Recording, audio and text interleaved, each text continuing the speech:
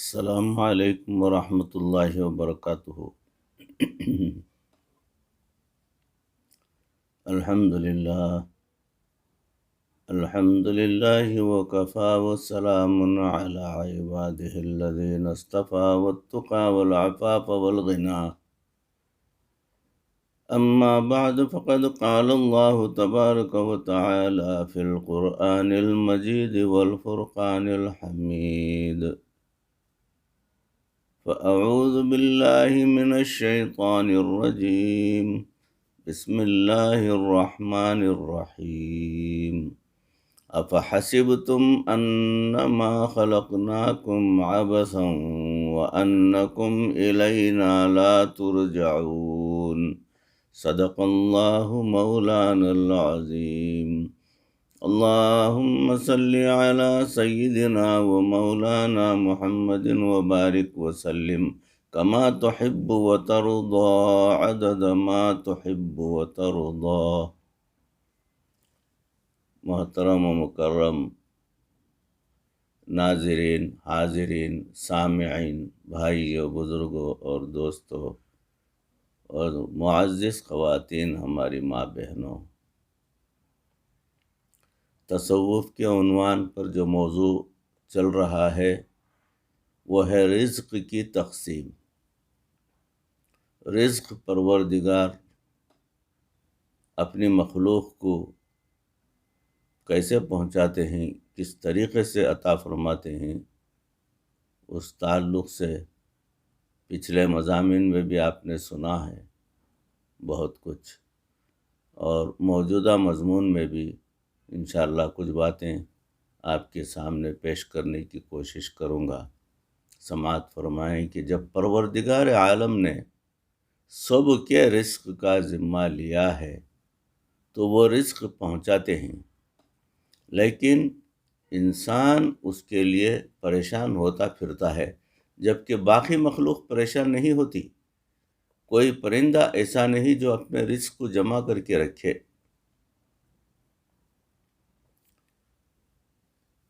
جو جن کی اللہ پر توکل ہوتی ہے انہیں ہمیشہ رزق باقاعدہ ملتا رہتا ہے۔ یہ کتنی عجیب بات ہے کہ بلی اور چوہے تو کھائیں اور جو اللہ رب العزت کا نائب اور خلیفہ ہے وہ بھوکا رہے۔ اس لیے یہ تنگی اور پریشانی اکثر و بیشتر ہمارے گناہوں کا نتیجہ ہوتی ہے، ورنہ جو پروردگار عالم حضرت موسیٰ علیہ السلام کی قوم کو من و سلویٰ کھلا سکتے ہیں، کیا وہ امت محمدیہ صلی اللہ علیہ وسلم کو من و سلویٰ نہیں کھلا سکتے؟ رزق کے بارے میں ہمیشہ یہ گمان رکھیں کہ میرا رزق پروردگار کے ذمہ ہے اور بندوں کی ذمہ نہیں ہے۔ رزق کے بارے میں ہمیشہ یہ گمان رکھیں کہ میرا رزق پروردگار کی ذمہ ہے، بندوں کی ذمہ نہیں ہے، بلکہ پروردگار جو ہے اس کو پہنچاتے ہیں کسی بھی طریقے سے جو ہمارے وہم و گمان میں نہیں ہوتا۔ بندے بھول سکتے ہیں لیکن اللہ تعالیٰ کیسے بھولیں گے؟ کیا بھول کیا چیز؟ پروردگار کو جو ہے وہ اس سے کوئی واسطہ نہیں ہے۔ بھول جو ہے ہم جیسوں کو ہوتی ہے، ہم مخلوق کو ہوتی ہے، خالق اس سے مبرہ ہے۔ آپ نے ایک اژدھے کے بارے میں سنا ہوگا، وہ آنکھوں سے اندھا تھا اور ایک کوا اس کے منہ میں پانی لا کر ڈالتا تھا، اللہ تعالیٰ اس کو یوں رزق پہنچاتے تھے۔ تفسیر ابن کثیر میں لکھا ہے کہ کوے کے بچے جب نکلتے ہیں تو ان کے بدن پر بال اور پر سفید ہوتے ہیں، یہ دیکھ کر کوا ان سے نفرت کر کے بھاگ جاتا ہے۔ کچھ دنوں کے بعد ان پروں کی رنگت سیاہ پڑ جاتی ہے، تب ان کے ماں باپ آتے ہیں اور ان کو دانا وغیرہ لا کر کھلاتے ہیں۔ ان ابتدائی دنوں میں جب ان کے ماں باپ ان چھوٹے بچوں سے متنفر ہو کر بھاگ جاتے ہیں اور ان کے پاس بھی نہیں آتے، اس وقت اللہ تعالیٰ چھوٹے چھوٹے مچھر ان کے پاس بھیج دیتے ہیں اور وہی مچھر ان کی غذا بن جاتے ہیں۔ سبحان اللہ، سبحان اللہ، کیا انداز ہے! کیسا پروردگار ان کا بھی پیٹ بھر رہے ہیں، ان معصوم بچوں کا۔ کیا آپ میں سے کسی نے ایسے بندے کو دیکھا ہے جو یہ کہتے ہیں کہ میں نے بڑی مسجدیں اور بڑے مدرسے بنوائے اور میں بینکرپٹ ہو گیا ہوں؟ یقیناً کوئی بندہ بھی ایسا نہیں مل سکتا، اور ہم آپ کو بتاتے ہیں کہ ایسے ہزاروں حضرات ہیں جو کہ کاروبار کرتے رہے اور کاروبار کرتے کرتے بینکرپٹ ہو گئے۔ کاروبار کرتے کرتے دیوالیہ ہونے والوں کی مثالیں ہزاروں ہیں، لیکن اللہ کے گھر بنانے، مسجد اور مدرسے بنا کر دیوالیہ ہونے کی ایک مثال بھی آپ کو کہیں بھی نہیں ملے گی۔ تو پھر بتائیں کہ زیادہ رزق کس لائن پر ملتا ہے؟ یقیناً نیکی کی لائن میں اللہ تعالیٰ زیادہ سے زیادہ رزق عطا فرماتے ہیں، جبکہ لوگ کہتے ہیں کہ علم پڑھ کر مولوی بن جاؤ گے اور پھر کہاں سے کھاؤ گے۔ یہ آج کا عام فقرہ ہے۔ آپ سوچیں گے کہ اگر رزق کاروباری لوگوں کے گھروں میں زیادہ ہوتا تو پھر حلوہ بھی انہی کے نام سے منسوب ہو جاتا، حالانکہ حلوہ تو مولویوں کے نام سے منسوب ہے۔ الحمدللہ دین کا کام کرنے والے لوگوں کو اللہ خشک روٹیاں ہی نہیں کھلاتا، بلکہ ان کو دیسی گھی کے بنے ہوئے حلوے بھی کھلاتا ہے۔ فرق یہ ہے کہ جو سارا دن رزق کے پیچھے دوڑتے بھاگتے ہیں، اللہ تعالیٰ ان کے عمل کا بدلہ ان کو دنیا کے اندر دے دیتے ہیں، اور جو دین کا کام کر رہے ہوتے ہیں اللہ تعالیٰ پہلے ان کی آخرت بناتے ہیں، البتہ کچھ تھوڑا سا حصہ ان کو دنیا میں بھی دے دیتے ہیں۔ اس لیے ہمارے مشائخ نے فرمایا کہ اللہ تعالیٰ جس سے محبت کرتے ہیں اس کو دنیا سے اس طرح بچاتے ہیں جس طرح لوگ نزلہ زکام کے مریض کو سردی سے بچایا کرتے ہیں۔ سبحان اللہ! اس لیے اللہ تعالیٰ ان کو ضرورت کے بقدر رزق دیتے ہیں، تاہم اتنا رزق ضرور ملتا ہے کہ ان کو غیر کے آگے ہاتھ پھیلانے کی ضرورت پیش نہیں آتی۔ اللہ تعالیٰ ان کو خوشیوں بھری زندگی عطا فرماتے ہیں۔ حضرت اقدس اشرف علی تھانوی رحمۃ اللہ علیہ فرماتے ہیں کہ ایک بچہ بہت ہی ذہین تھا، وہ ابھی بہت چھوٹا تھا۔ ایک مرتبہ میں نے اس کو بلوا کر پوچھا کہ آپ کو عربی اچھی لگتی ہے یا انگریزی؟ وہ بچہ کہنے لگا عربی زبان۔ میں نے پوچھا آپ کو عربی اچھی کیوں لگتی ہے؟ وہ کہنے لگا اس لیے کہ قرآن مجید عربی زبان میں ہے۔ حضرت فرماتے ہیں کہ میں نے پھر اس بچے سے پوچھا کہ عربی پڑھ کر تو کھائے گا کہاں سے؟ اس بچے نے یہ سوال سن کر بڑے وثوق سے جواب دیا کہ جب بندہ عربی پڑھتا ہے تو وہ خدا کا ہو جاتا ہے، اور جب خدا کا ہو جاتا ہے تو خدا تعالیٰ لوگوں کے دلوں میں ڈالتا ہے کہ اسے دو، وہ دیتے ہیں اور یہ کھاتے ہیں۔ میں نے کہا یہ بھی ٹھیک ہے، لیکن لوگ ایسے شخص کو ذلیل سمجھتے ہیں۔ وہ کہنے لگا ذلت تو تب ہوتی ہے جب وہ کسی سے مانگتا ہے، وہ مانگتا ہی کب ہے؟ لوگ تو ہاتھ جوڑ کر دیتے ہیں۔ حضرت رحمۃ اللہ علیہ فرماتے ہیں کہ میں اس کی ذہانت دیکھ کر حیرت سے اس کا منہ تکتا رہ گیا کہ یہ اتنی چھوٹی عمر میں اتنی سمجھ رکھتا ہے۔ اللہ اکبر! انسان اللہ تعالیٰ کے ساتھ جیسا گمان کرے گا اللہ تعالیٰ اس کے ساتھ ویسا ہی معاملہ فرمائیں گے۔ اس لیے دین کا کام کرنے والوں کو یہ یقین کر لینا چاہیے کہ ہمیں اللہ اسی راستے سے کھلائیں گے جس راستے سے وہ اپنے انبیاء کو کھلایا کرتے تھے۔ آپ یہ بتائیں کہ کیا انبیاء کرام نے دنیا میں آ کر دکانیں چلائی تھیں یا دفتروں میں کام کیا کرتے تھے؟ نہیں، وہ اپنے آپ کو سارا دن اللہ کے دین کے کام کے لیے مصروف رکھتے تھے، اور اس دین کے کام کے صدقے اللہ تعالیٰ ان کو رزق بھی عطا فرما دیا کرتے تھے۔ حضرت موسیٰ علیہ السلام کا ایک واقعہ سماعت فرمائیں کہ امام راضی بیان فرماتے ہیں کہ ایک مرتبہ حضرت موسیٰ علیہ السلام پر وحی نازل ہو رہی تھی۔ اس وقت آپ کو اپنے گھر والوں کی روزی کا خیال آ گیا۔ اللہ تعالیٰ کو ان کی یہ بات اچھی نہ لگی، چنانچہ ارشاد فرمایا، اے موسیٰ، اس سامنے والے پتھر پر اپنا عصا مارو۔ جب حضرت موسیٰ علیہ السلام نے اس پتھر کو عصا مارا تو وہ پتھر ٹوٹ گیا اور اس کے 2 ٹکڑے ہو گئے۔ آپ یہ دیکھ کر حیران ہوئے کہ اس پتھر کے اندر سے ایک اور پتھر نکلا۔ اللہ تعالیٰ نے ارشاد فرمایا کہ اس پتھر پر بھی عصا کی ضرب لگاؤ۔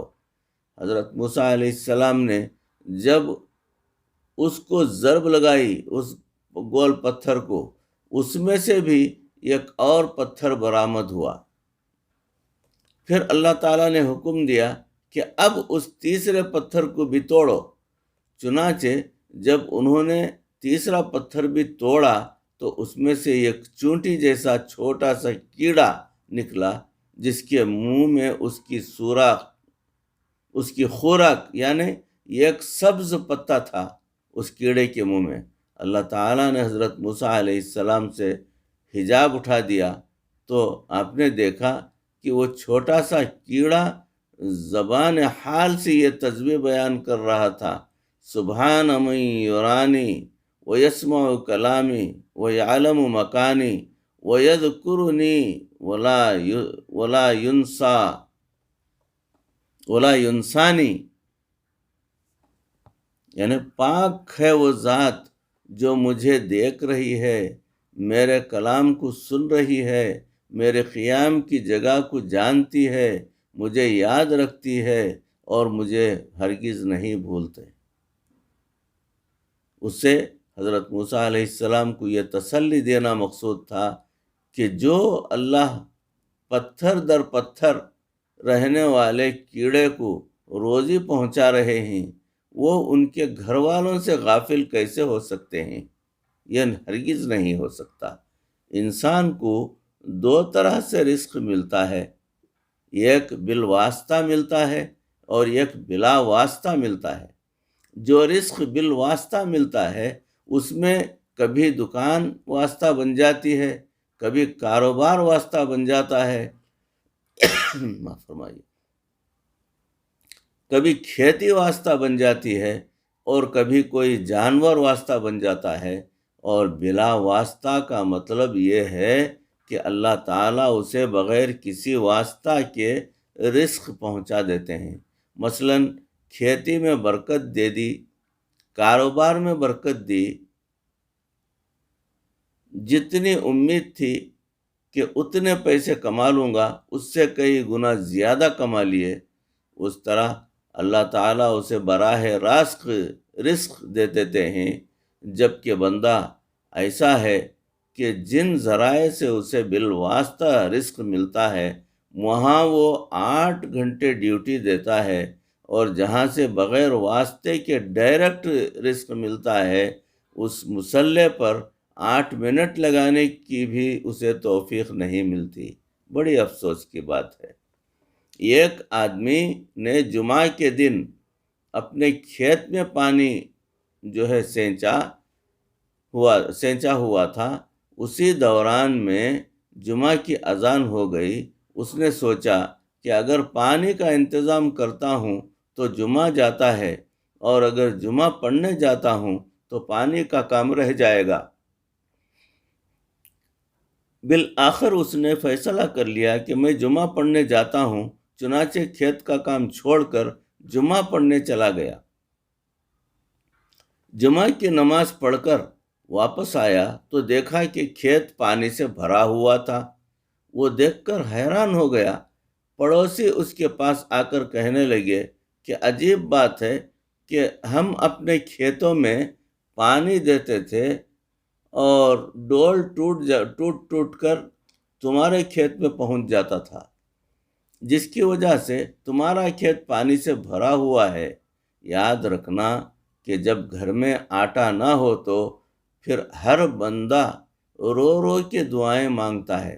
مزہ تو تب ہے جب بوری آٹے کی بھری ہوئی ہو اور پھر بھی رو رو کے مانگ رہا ہو کہ اے اللہ، دینے والے تو آپ ہی ہیں، میں نے تو آپ ہی سے مانگا ہے اور آپ ہی کو دینا ہے۔ ایک مرتبہ ابن عطا سکندری رحمۃ اللہ علیہ کو اللہ تعالیٰ نے الہام فرمایا کہ اے ابن عطا سکندری، سنو کہ میں ایسا رزاق ہوں کہ اگر تم دعا کرے کہ رزق نہ ملے تو پھر بھی دوں گا، اور اگر رو رو کر مانگو گے تو کیوں نہ دوں گا۔ سچی بات یہ ہے کہ ہماری نظر اپنی جیب پر ہوتی ہے، اللہ تعالیٰ کے خزانوں پر نہیں ہوتی، جبکہ بندہ مومن کی نظر اللہ تعالیٰ کے خزانوں پر ہونی چاہیے، اپنی جیب پر نہیں ہونی چاہیے۔ اسی لیے نبی کریم صلی اللہ علیہ وسلم فرمایا کرتے تھے، اے بلال، خرچ کرو اور عرش والے سے کمی کا ڈر دل میں ہرگز نہ رکھو۔ اس لیے رزق کے معاملے میں مومن کو قطعاً پریشان نہیں ہونا چاہیے۔ یہ کام ہمارے ذمہ ہے کہ ہم رزق کے حصول کے لیے قدم آگے بڑھائیں گے، اور رزق پہنچانے کا کام اللہ رب العزت کے ذمہ ہے۔ جب ہم قدم اٹھائیں گے تو اللہ تعالی ہمارے لیے رزق کا بندوبست ضرور فرمائیں گے۔ اچھا یہ بتائیں کہ جو بھاگنے والا گھوڑا ہو اور دوڑ میں بڑے بڑے انعامات جیت کر آئے گا، کیا اس کو چارہ ڈالتے ہوئے مالک کو کبھی دکھ ہوتا ہے؟ ہرگز نہیں نا۔ اس کو چارہ ڈالتے ہوئے کبھی پریشانی نہیں ہوتی، کیونکہ وہ اس کے لیے عزت، شہرت اور آمدنی کا ذریعہ ہوتا ہے، بلکہ مالک کا دل چاہتا ہے کہ یہ اور کھائے گا۔ اسی طرح جو دین کا کام کرنے والے لوگ ہیں، ان کو رزق دے کر اللہ تعالیٰ بھی خوش ہوتے ہیں، اور وہ اپنے بندے کو غیر کے سامنے رسوا ہونے سے بچاتے ہیں، بلکہ عزت کی روزی دیتے ہیں۔ اس کے لیے شرط یہ ہے کہ بندے کی نظر پروردگار پر ہو، غیر پر نہ ہو۔ پریشان ہونے کی ضرورت نہیں ہے۔ رزق پہنچانے کا کام اللہ رب العزت کے ذمہ ہے، لہٰذا اللہ تعالی رحمت فرما دیں گے۔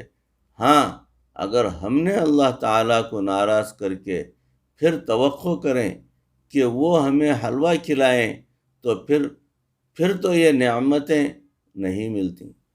اس طرح اللہ تعالیٰ انسان کو مصیبتوں میں الجھا دیتے ہیں، بلکہ اس کو رزق دے کر کبھی بھی پریشان کر دیتے ہیں۔ اور اگر انسان کی اللہ تعالیٰ کی ذات پر توکل ہو تو پھر اللہ تعالیٰ اس بندے کی ضرورتوں کو خود پورا فرما دیتے ہیں۔ ایک مرتبہ ہم سفر کر رہے تھے، موٹر وے پر چڑھے تو چند میلوں کے بعد ہم نے ڈرائیور کو دیکھا کہ وہ بڑا پریشان تھا۔ وہ کبھی ادھر دیکھتا، کبھی ادھر دیکھتا۔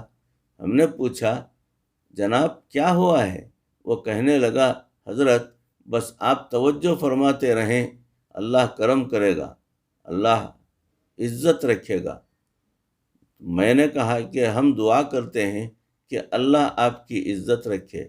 اس نے گاڑی خوب تیز بھگائی بھگا رہے تھے۔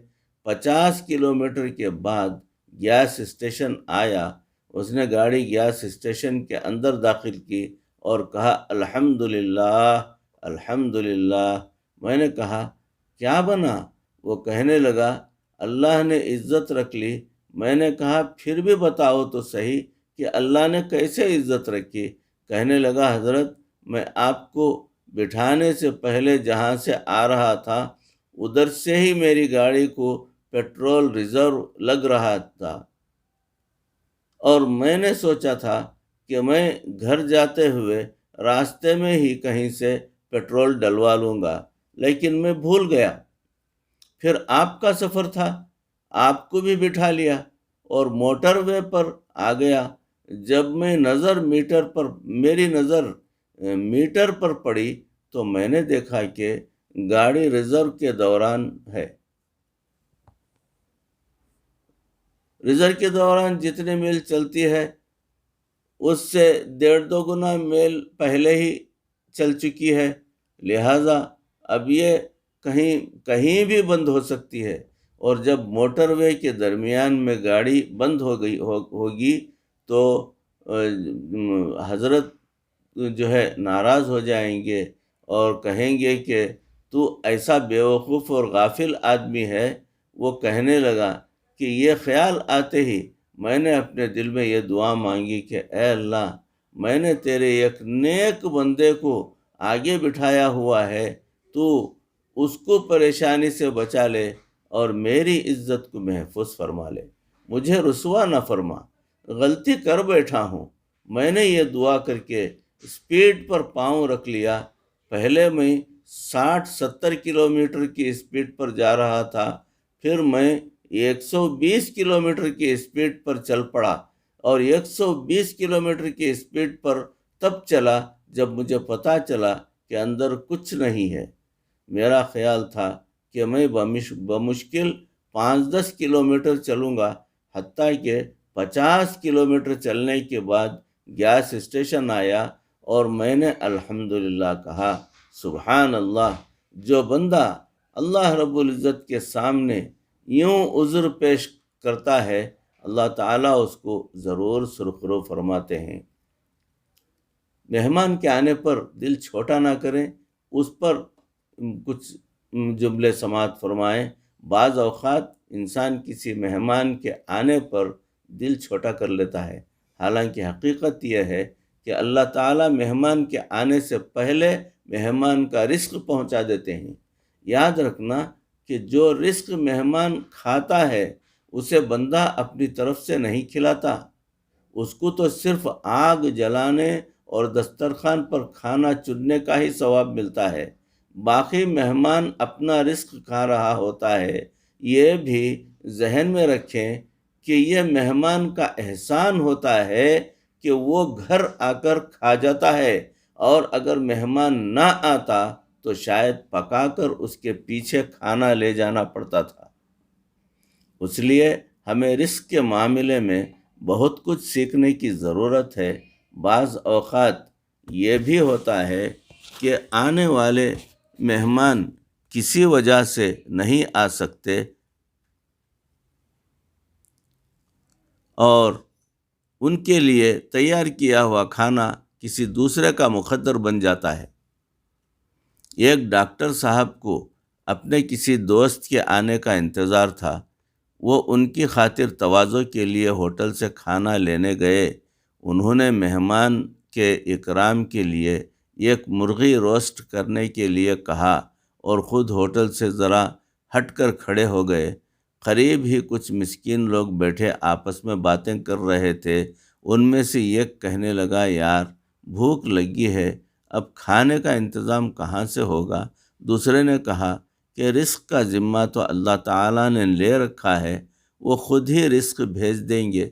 ڈاکٹر صاحب ان کی باتیں سن کر مسکرا رہے تھے اور سوچ رہے تھے کہ ان غریب مسکین آدمیوں کا اللہ تعالیٰ پر کس قدر پختہ یقین ہے۔ اچانک ان کے موبائل کی گھنٹی بجی۔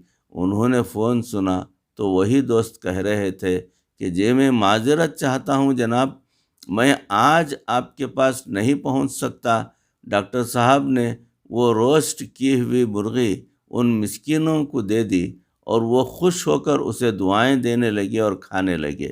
بھائیوں، بزرگوں، دوستو، موضوع چل رہا ہے جو ہے رزق کے جو ہے پہنچانے کے ذرائع، رزق کی تقسیم کے ذرائع کے تعلق سے، تو اس موضوع پر انشاءاللہ مزید مضمون اگلی نشست میں آپ حضرات کے روبرو پیش کرنے کی کوشش کروں گا۔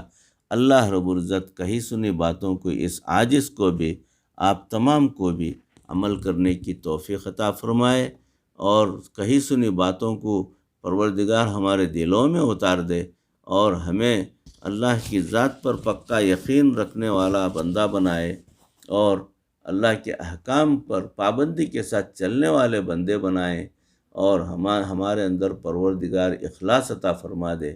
کہی سنی باتوں کو، اس عاجز کو بھی، آپ تمام کو بھی عمل کرنے کی پروردگار توفیق عطا فرمائے، دنیا اور آخرت بہتر فرمائے، ایمان والی زندگی اور ایمان والی موت نصیب فرمائے۔